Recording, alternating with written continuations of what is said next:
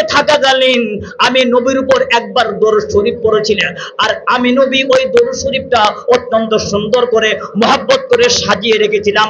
আজ যখন তুমি বিপদে পড়ে গিয়েছো, আমি নবী আর থাকতে পারি না, তাই আমি ওই দরুদ শরীফটা তোমার আমলনামায় দিয়ে তোমার জাহান্নামী হওয়াকে আমি জান্নাতি বানিয়ে দিয়েছি। কবর হাসর ফুলসিরাতে কেউ তো আপন হবে না, বলুন কবর হাসর ফুলসিরাতে কেউ তো আপন হবে না। যেজন পাবে সেজন হবে শাগে মদিনা, শাগে মদিনা। উম্মতের কষ্ট নবী সইতে পারে না, যেজন হবে আপনা সেই তো মদিনা, যেজন হবে আপনা সেই তো মদিনা। কার লাগিয়া কান্দরে মন, কার লাগিয়া জুড়ে যার লাগিয়া কান্দরে মন, তার লাগিয়া বান্দ কেউ তো তোমার আপন হবে না, না। যেজন হবে আপনা সেই তো মদিনা, হায় হায় যেজন হবে আপনা সেই তো মদিনা। এই দুনিয়ার আপন জনা আজকে আসে কালকে না, ঠিক না ভাইরা? আর এই দুনিয়ার আপন জনা আজকে আসে কালকে নাই। দয়ালু নবী প্রাণের নবী, দয়ালু নবী প্রাণের নবী, আপন সদাই, আপন সদাই। এমন আপন না তিনি যার নাই উপমা, যেজন হবে আপনা সেই তো মদিনা। কার লাগিয়া কান্দরে মন বন্ধ, কার লাগিয়া কান্দরে মন, কার লাগিয়া বন্ধ কেউ তো তোমার আপন হবে না, না।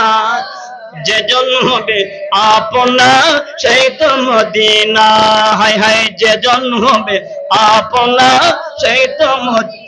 শুধু তাই নয় আমার বন্ধুরা, হযরত নাদর ইবনে আনাস ইবনে মালিক আন আবিহি ক্বালা সালতুন নবিয়্যা সাল্লাল্লাহু আলাইহি ওয়াসাল্লাম, সালতুন নবিয়্যা সাল্লাল্লাহু আলাইহি ওয়াসাল্লাম আন ইয়াশফা'লি ইয়াউমাল কিয়ামাহ ফাকালা আনা ফাইল।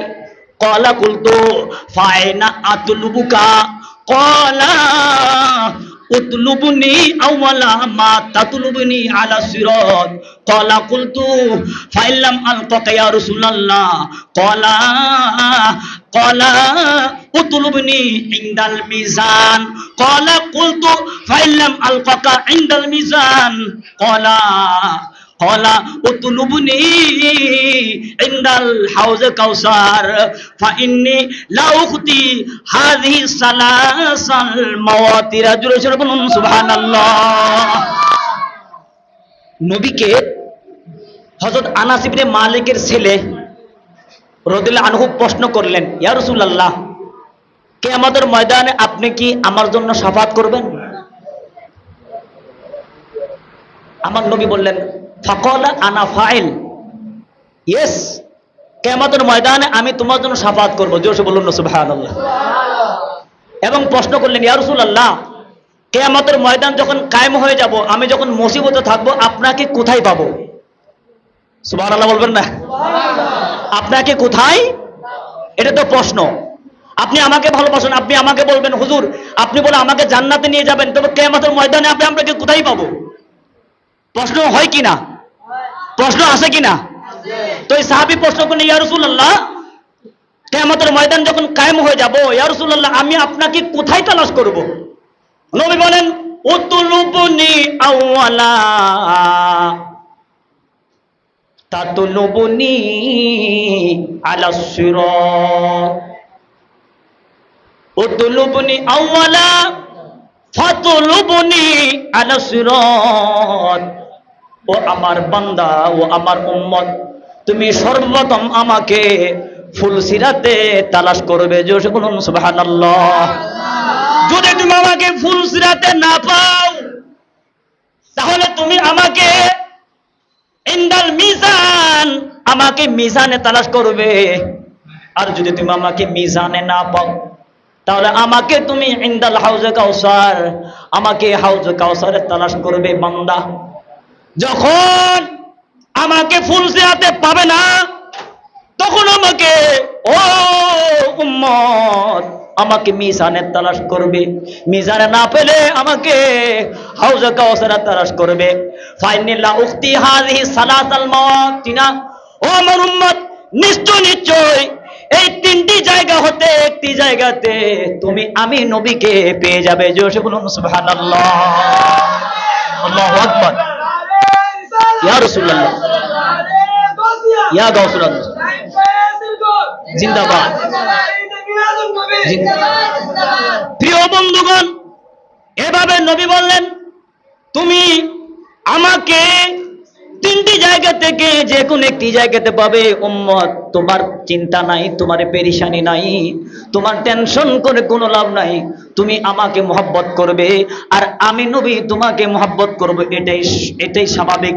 তাই আমার বন্ধুরা, উম্মত যখন কষ্ট পায়, উম্মত যখন বিপদে থাকে, আমার বন্ধুরা, আমার নবী শুধু দুনিয়ার ময়দানে নয়, আমার নবী শুধু বাংলাদেশে নয়, কোন উম্মত যদি বাংলাদেশ থেকে নবীকে ডাক দেয়, আমার নবী মদিনা থেকে ওই ব্যক্তির জন্য সাড়া দিয়ে থাকেন। জোরে বলুন সুবহানাল্লাহ।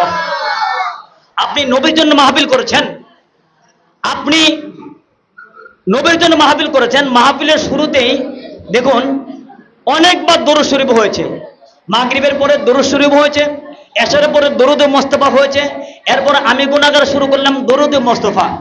তো একটু খেয়াল করুন, কিতাবের ফয়সালা হচ্ছে মান সাল্লা আলাইয়া সালাতান ওয়াহিদাতান। আমার বন্ধুরা, আমার নবী বলেন যে ব্যক্তি আমি নবীর উপর একবার দরুদ শরীফ পড়বে সাল্লাল্লাহু আলাইহি আশারা সালাওয়াতিন, আর আমার আল্লাহ ওই ব্যক্তির উপর 10 বার দরুদ শরীফ পড়ে থাকেন। জোরে বলুন সুবহানাল্লাহ। আমি যদি পড়ি একবার, আল্লাহ পড়ে 10 বার। আল্লাহ পড়ে, বলুন না, আল্লাহ পড়ে 10 বার। আপনি দিলেন 1, আপনি পেয়ে গেলেন 10। এই জন্য বলা হচ্ছে শুধু একবার দরুদ শরীফ পড়লে 10টি রহমত আপনাকে দিবে। শুধু তাই নয়, ওয়াহুত্তাত আনহু আশারু খতিআতিন ওয়া রুফিআত লাহু আশারু দারাজাতিন। বলা হচ্ছে একবার দরুদ শরীফ পড়লে 10টি গুনাহ মাফ হবে। শুধু তাই নয়, বলা হচ্ছে ওই ব্যক্তির 10টি মর্যাদা আগের চেয়েও আমার আল্লাহ আরো বুলন্দ করে দিবেন। জোরে বলুন না সুবহানাল্লাহ। আমরা দিয়েছি একবার, আল্লাহ দিয়েছে 10 বার। আল্লাহ দিয়েছেন কত? বলুন না কয়বার? 10 বার। তা আমার বন্ধুগণ দেখুন, শুধু তাই নয়,